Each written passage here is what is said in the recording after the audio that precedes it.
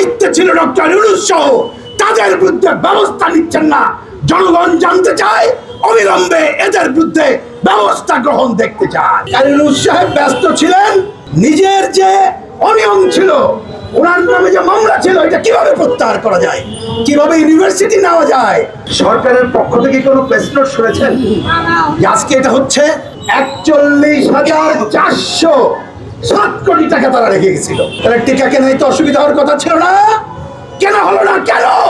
সকালে যখন পত্রিকা দেখে বেরোলাম, গতকালকে রিপোর্ট হচ্ছে 415 জন শিশুর মৃত্যু হয়েছে। সাথে আরেকটা খবর আছে, এটা হচ্ছে যারা রেজিস্ট্রি করে নাম লিখিয়েছেন তাদের মধ্যে।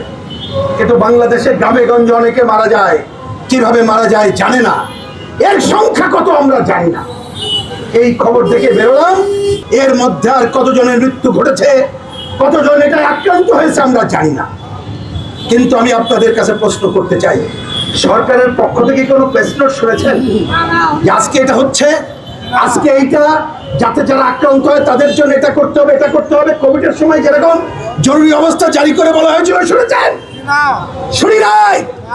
আমি তাই অনতিবিলম্বে দাবি করি, আর যাতে একটি শিশুর মৃত্যু না ঘটে তার জন্য সরকার দায়িত্বশীল আচরণ করে।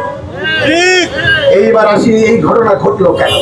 শুনেছেন, নেতৃবৃন্দ বলেছেন আমাদের বাংলাদেশে অনেক সংকট আছে, কর্তৃত্ববাদী স্বৈরাচারী সরকার ছিল, ভোট ছিল না, কিন্তু অনেক যে সাফল্য, তার মধ্যে একটা হচ্ছে আমাদের এই যে দেখবেন যে কি বলে যে বয়স, মানে বেঁচে থাকার বয়সের পরিমাণ বাড়ছিল। তার অন্যতম কারণ কি জানেন?